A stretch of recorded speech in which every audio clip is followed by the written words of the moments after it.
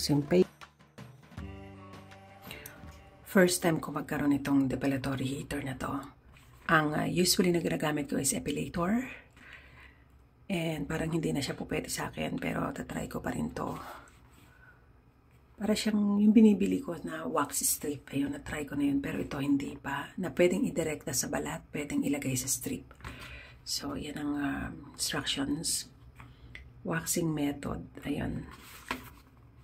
Tapos, nakuha ko siya ng 760 o 750, mga ganun. Wait, tingnan ko. Ayun, nakuha ko siya ng 750.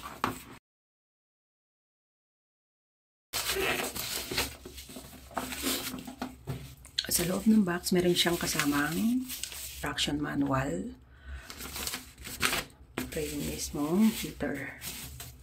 And, dun sa 750, meron na siyang kasamang dalawang ito. Kasamang wax.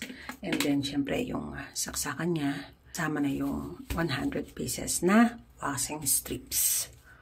First time ko gagamit nito. First time talaga. Ito yung saksakan. Ayun. Tapos, ito i-hit. So, ay, yan.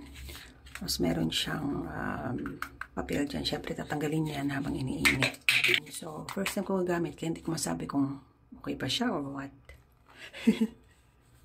Nakagamit na ba kayo ng ganito, guys? Let me know sa comment section. Light indicator. Tanggalin siya. Yung kuko ko. Ayun, natanggal na siya. So, as you can see, talagang malapot pa siya, hindi pa gumagalaw. Ang sabi nila, 25 to 30, kagalaw na yan. So, yep.